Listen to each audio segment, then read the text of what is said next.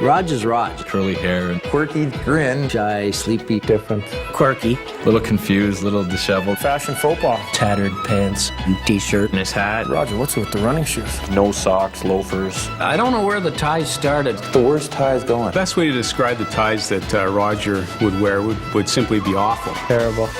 A little colorblind at times, too. From the get-go, I knew he was a good man. He was an angel. He cared for the people that were around him. If you're a friend of Roger's, you're a lucky person. In my life, I have very much to be thankful for from my lessons that I learned from Roger. He was way ahead of his time. Creative, out-of-the-box thinker. Captain Video. Captain Video. Captain Video. His teams were always prepared. He never left a stone uncovered in his preparation. He was always thinking about hockey, nonstop. Obsessed with hockey. Best coach I ever had.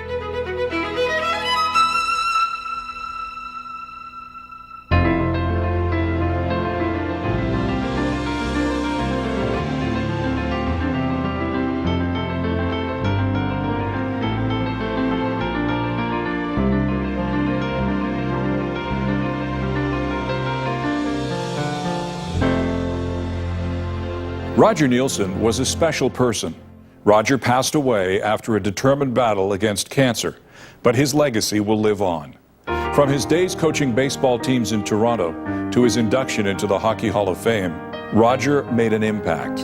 In the NHL, he worked with 10 teams, and he revolutionized the game he loved with his use of video technology. The dedication earned him the Order of Canada, the highest honor for lifetime achievement. Coaching was his calling. People were his passion. As a teacher, mentor, and friend, Roger Neilson influenced thousands of people. This show is a tribute, told by friends lucky enough to have shared life with Roger. Roger had no last name in those days. The people would say, who you play baseball for? I play for Roger, and everybody knew. And you said, I play for Roger, and it was like you just opened a door into like a world, and they'd say, oh yeah, I know that, and the world contained everything that that was Roger. Roger's first love is baseball, basically. He ran the North Toronto Baseball League. He was the convener, he was the coach, he was the organizer. Roger was in his element with young kids, and coaching was just kind of the way for him to express it. He loved coaching, he loved the challenge of coaching, but I think just as much he liked the company of kids at that age. It all began with Roger driving around in the Volkswagen van, picking up people to be able to get them down to the park first to get the things going, right? So it was an excursion that usually turned into a 6-7 hour outing from Roger picking me up and us going around the neighborhood and picking more people up, getting down there, and having a great time for hours on end.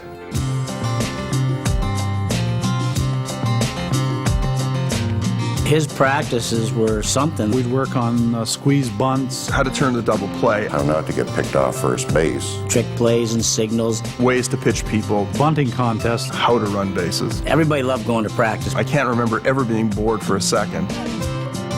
If there was ever anybody that knew more about the rules in baseball, I don't know who it is, because Roger took advantages of situations that nobody had ever thought of. I remember one day in senior ball, we were playing down in Kendall, and they called for a bunt, and he pulled one of our better players out of the lineup, and Roger inserted himself so he could get the bunt down the key situation, and he struck out on 3 straight pitches. We were playing in a Scarborough tournament, and we were playing against the pitcher his last name was Vitali. He threw the ball to us what seemed like 120 miles an hour. Everybody was just whiffing. So Roger brings us in after we come in from the field, and he says, okay, I want everybody to go up left-handed. And we said, we can't, we don't know what to do. He said, go up left-handed and then turn around and try to bunt. You don't even have to bunt, just fake like you're gonna bunt. Do it early in the windup. Vitali walked about 7 guys in a row, then he hit some people, we ended up winning the game.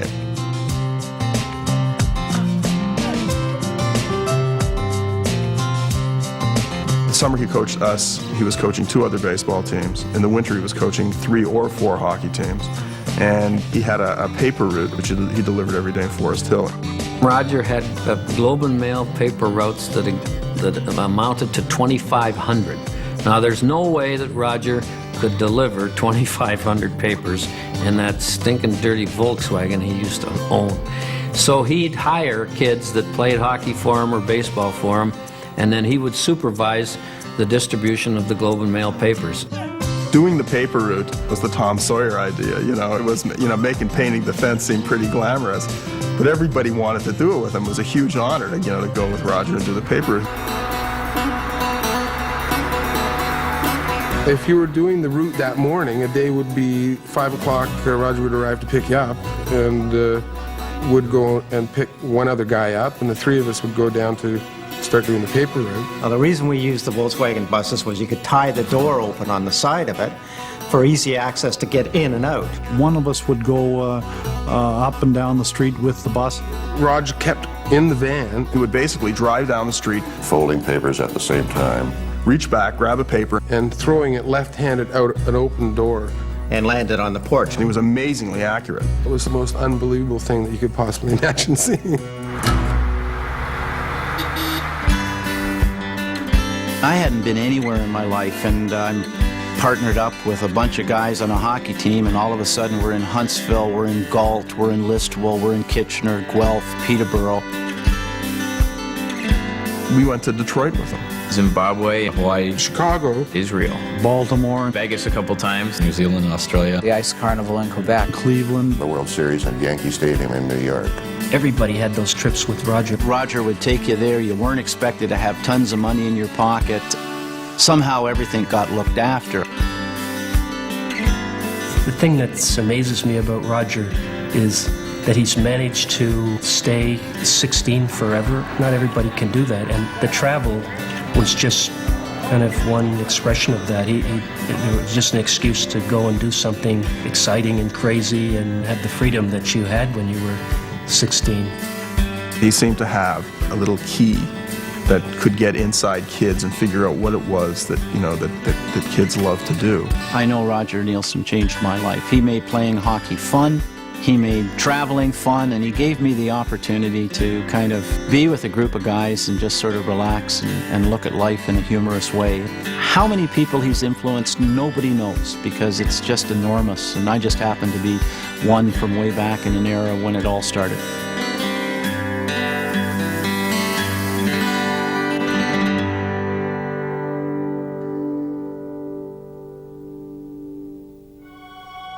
My first encounter with Roger would be in Maple Leaf Gardens on the ice, and I couldn't believe a National Hockey League coach was going to coach me, and he couldn't skate. And I wasn't a gazelle either, but I knew right then I wasn't going to learn anything from this guy when it comes to skating. All of us who had an opportunity to play in Peterborough had the opportunity to become better than what we were. When you arrived there, you knew nothing about hockey. When you left, you were a complete hockey player, and you knew what it took to win hockey games. I knew when I went pro, we didn't do 9/10 of the things we did in Peterborough. I'm a firm believer that a team has to be prepared to the best of their ability in order to have a chance at winning, and Roger did that.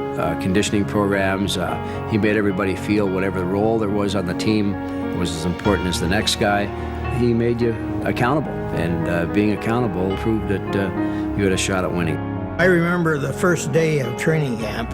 Roger came with a big, huge booklet with everybody's stats, their height and weight. He gave Harold this book, and he was blown away by it, really. He had never seen anything like this with the hockey teams before, because most coaches would come to training camp and have a sheet with the guy's name on it. He never left a stone uncovered in his preparation. The players knew exactly what he wanted them to try to do, and a lot more about the opponents than they ever knew when I was the coach. But his theory was that it's there. If they want to use it, good, but they can never say, boy, we weren't ready for that power play, or what kind of a penalty kill is this? We haven't seen that before. And I'm sure over his career, it won a lot of hockey games for him. Well, he's taught me the importance of preparation. I don't think I met another coach as well as prepared as Roger. His knowledge of the game has been a tremendous influence on me. We're playing Winnipeg this night. They had a real tough player, a young guy, a junior. Nobody knew about him, Jimmy Mann. And he was a lefty. And we had a real tough guy named Larry Playfair. So before the game, Roger was telling a few players, now this guy's probably going to want to start with fight with our toughest guy, and Larry is probably going to fight you. And so Larry said, is he a righty or a lefty? He said, no, he's a righty. I mean, the first punch was a left, broke Larry's nose. And he came walking in the restroom after the game. He was looking for Roger, you know. He said, don't give me any more tips on fighting. When Roger got mad, you know, you might hear him really, if he's really ticked, might use the word damn. What the crap? Darn it. Stinking. Golly gee. Crap. Damn. Crap sakes. Gosh darn it. For crap's sakes. I'm not even sure if I ever heard that. And you know what? I like that. And hats off to you, Roger. He was a down-to-earth human being. He understood as a player that you're a person, you know? You're not just a hockey player, you're a person. And he knew you had feelings, and you had a family, and you had kids, and you had emotions, and all those sorts of things. And he treated you that way. And because a coach treated me that way, I would want to go through the wall for the guy. And I think other players felt the same way. Didn't matter who you were, he would treat every person the exact same. And he'd treat you as if you're part of his family. I've played with a lot of players, I know a lot of players, and Rog is the one coach that I've never had a player say a negative thing about. Guys that have been traded away, guys that he couldn't help out, guys that have played for him a long time, they always loved him.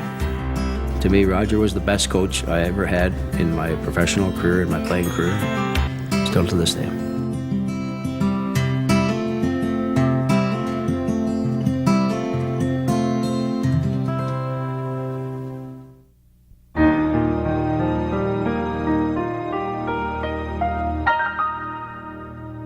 Thank God sweatshirts and sweatpants were free, because I know for a fact, I'll bet my house on it, Roger has not spent more than $89 in Woolworths on clothes his whole life. He doesn't know anything about clothing. We've tried to put him in an Armani suit once in a while, but he's too cheap. So he gets away with some stunning and beautiful ties, but his real specialty is T-shirts. He's just famous for casual ties. Cheap, awful, disheveled, shocking, pretty frugal, absurd. Oh, God. Flashy, colorful, pink, anything really. Heck with the neckties. It was always the same blue sport coat, the same gray pants, and he never ironed a day in his life. And he'd get away with the poofy hair and the quirky grin and have some, Roger humor is just something completely off the map. He'd come in and I don't know who would send him these ties, but he'd sit there and, gosh darn it, someone keeps sending me these stinking ties and I don't know, what do you think? Do you like it? And he could say that it was the most awful tie in the world. The next game, he'd have it on, laughing. He used to go and get these deals on these ties where he'd get like 100 ties for $100 or something like that. They would be the wildest ties he possibly could get. I mean, if he had a nice tie that blended with his suit, he would never wear it. I gave him my Jerry Garcia tie one year because I never wore it. I don't remember who gave it to me. I thought it was the greatest thing he ever saw. His Abercrombie & Finch rotten out baseball hat, T-shirts, same shorts, and these 250 ties. Rog doesn't want to wear a tie. I don't like wearing ties, so it's just kind of my own little protest. All right. He was shopping for televisions, and he was over in this section, and he was complaining on how much the televisions were costing, and why are they so small, etc. And I was with the salesperson, and the sales guy looks at me and goes, what's he doing? And I had to yell over, hey, Rog, those are microwaves you're looking at. They're not TVs. He seemed to forget things sometimes, like stupid things, like coming back from a road trip and trying to look around for his car and where he parked, and then realized after half an hour that he didn't even bring his car, that he got driven by somebody else. I remember one night we're in Montreal playing the Junior Canadians. We were ahead 3-2 with 5 seconds left, and I looked up at the clock, and face-off was down in the Junior Canadians' end, and Roger's waving me over. And I'm thinking, okay, it's Roger Neilson. I go over, and we get an extra attacker out there, and bang, bang, they drop the puck, win the draw, goes back to Gouvernement, bang, in. And all of a sudden it's 3-3, and they end up beating us 6-3. He thought we were losing 3-2 instead of ahead 3-2. Roger was one of these guys that lived on 4 or 5 hours sleep. And whenever he could get a nap, he'd take a nap. If he was driving at the time, that was unfortunate, but it happened. He always said to me he thought he was going to die behind the wheel because he fell asleep so often. You'd be driving along, and all of a sudden you'd look over, and Roger would be asleep. Sometimes he'd fall asleep and scare you to death, and you say, okay, I drive. But sometimes he'd be sick of driving, so he'd fake like he was falling asleep and go off on the gravel at about 100 miles an hour and scare you half to death, and then you'd volunteer to drive. He always went to the same barber shop on the corner of Yonge Street and Shepherd Avenue, and many times I would accompany him, and I would sit there while he was getting his hair cut and be amazed that as soon as he sat in the chair and they threw the towel around his neck, he would fall off to sleep. The barber would give him the buzz cut, his usual buzz cut, with the clippers, and rolling his head from side to side as he gave him the buzz cut. 20 minutes later, wake him up, and out the door we'd go. Roger had his hair cut and never saw a minute of it. He could just, and that would be it, he'd be sleeping. You know, you could have just been talking a second ago. You know, there's not too many people that can turn off and sleep like that. I know a few. Roger's definitely one of them.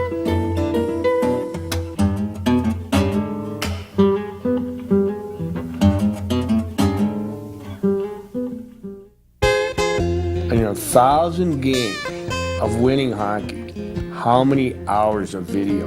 Like, how many times did he go? Well, he was never known as Captain Video in Peterborough, but certainly that's where it started. And I can remember some of the old reel-to-reel machines that they used at that time. The school had gotten a new video camera back then, so we would kind of sneak it out and use it as the new state-of-the-art technology. Right back then, he realized the value in being able to show players kind of the positive things they were doing, and he was always big on showing the positives. I remember the gymnastics he used to go through to get the tape of the opposition, and it would be about a 4-hour ordeal to go through the tape and pull off the stuff that he wanted to get. When the video first started, it was the same as anything that was new. As a younger guy, I thought it was excellent, and the older guys thought it was horse. I can remember lots of times I thought, shoot, another video session with Roger, and you just kind of get it over with. But then there were other times where, I mean, he would take all the best hits from the game before, build it up, put some music on it, and you'd watch it just before a game, and it would energize you and make you feel you're invincible to go out for the next game. He was able to take the game and the way that it was played and break it down and make it and put it into bits and pieces and make it easy for players to understand. He had an excellent eye for using the video as a teaching device, and it got to the point where you didn't want to be on the video, so you worked as hard as you could to stay off it. He'd have to watch the game after the game. I said, well, what are you doing that for? Because I get a better outlook on it tomorrow. So he just watched the game, then he'd have to hang around till 1 o'clock to watch it again, to come in at some ridiculous time in the morning to look at it for the third time and break it down so he's done before Jacques got in. You know, it was always critically important. They've got video things right on benches now. And they were laughing at him when he was carting around this giant VCR at junior games.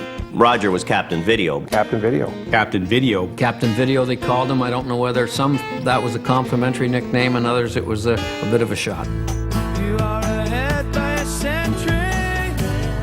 You are ahead by a century. You are ahead by a century.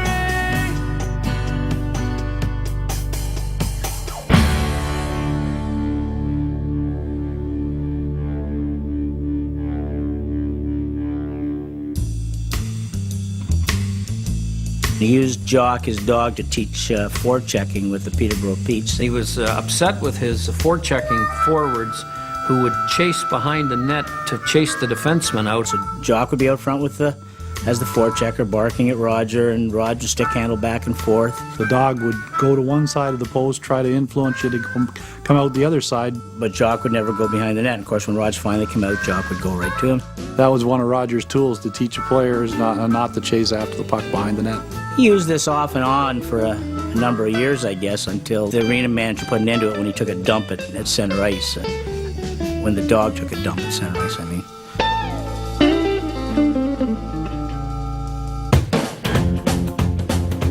In Peterborough, we'd be playing the Junior Canadians, and all of a sudden there'd be an egg on the ice. And it would be, well, you got to come out and it'd take 5 minutes to clean the egg off the ice. You knew where that was coming. One of Roger's friends was up in the press box throwing eggs on the ice to slow the game down. Roger would give him the signal and, okay, let's slow this game down. And the other team was awarded a penalty shot. He would pull his goalie, put Ron Stackhouse, who was a very good defensive defenseman, in the net. As soon as the puck was touched, Ron would just come flying out of that net. Ron would meet this guy just after the blue line, basically. And the guy would have no shot. I'll never forget a game in Pittsburgh. We pulled the goalie halfway through the second period, and he told the goalie when he left the net, make sure that you leave your goal stick there. And everyone thought, you're like, what is this? Leave your goal stick there. And sure enough, goalie comes off, they shoot the puck down, hits the goal stick, and they ended up having to change the rule later.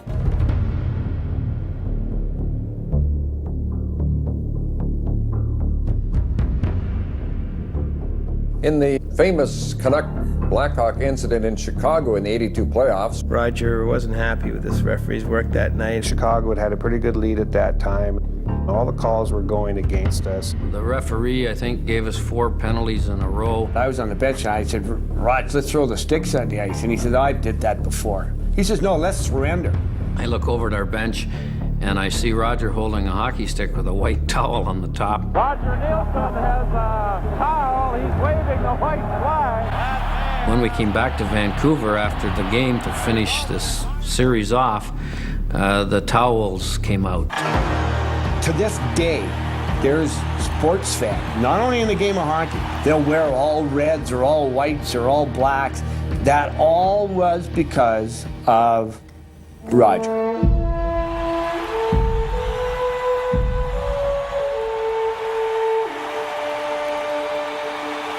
We were in a desperate situation. We had to win or the season was over. We always have a meeting at 5:30 and it was, the game day. We come into the room and there was a chair sitting right in front of the room. And he came in and sat in the chair and reflected what he's been going through into a hockey perspective. A little speech about life, how short it really is, and how many opportunities you get in life of doing whatever it is. If it's your job, your family, so you don't want to look back at the end of your life and say, I should have done a little bit more here. And I think that really, coming from him, gave us a lot of emotion, a lot of energy. Game 5 was merely him getting up and telling the guys, you don't want to have any regrets.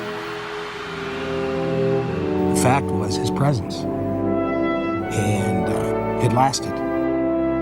And that really is what Roger was all about, his presence.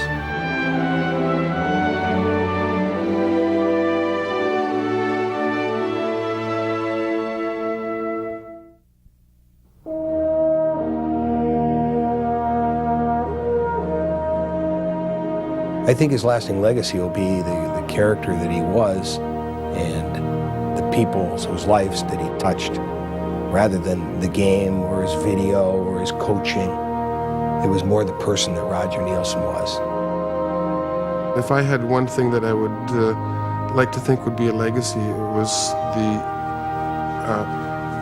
his love of mankind. His honesty. His disdain for self-promotion. All the lessons that he taught us. How to compete, not only in sports, but in life. He was a mentor to me. A father figure.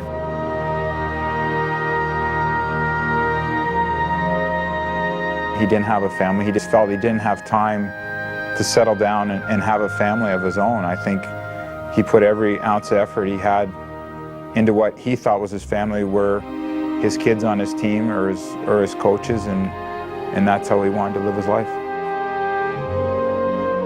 It's really easy to describe him as a kid at heart, and it sounds too easy to describe him as that, but that's exactly him in a nutshell.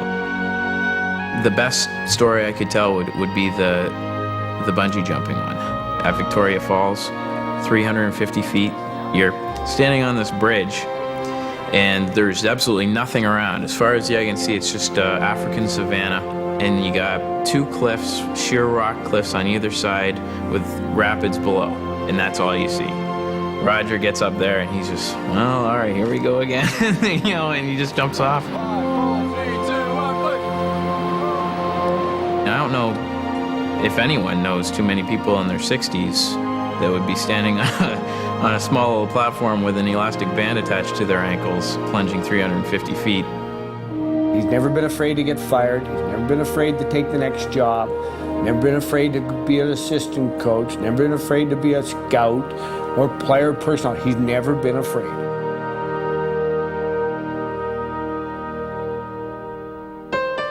If any one thing that's got him to where he is today from the first day he was diagnosed is probably his religious background, his strong belief.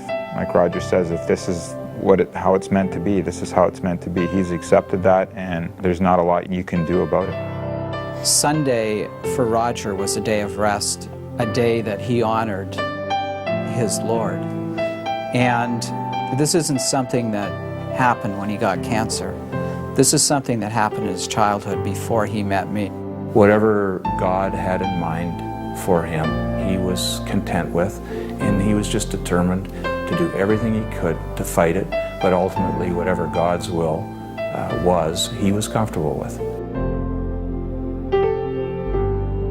Well, nobody likes the thought of dying, but I'm not the least bit scared of it. I feel completely confident that you're going to a better place. I've had a really lucky NHL career to be staying in so long, so that I've had the good part of life. He was a giver and not a receiver. He gave of himself and his faith to those that chose to go the route that he did. He treated everybody equally. Whether he was number 27 for the Maple Leafs or number 12 for the Vancouver Canucks. I'll never forget the lessons that you learned from just being with him. And those are mostly lessons of life.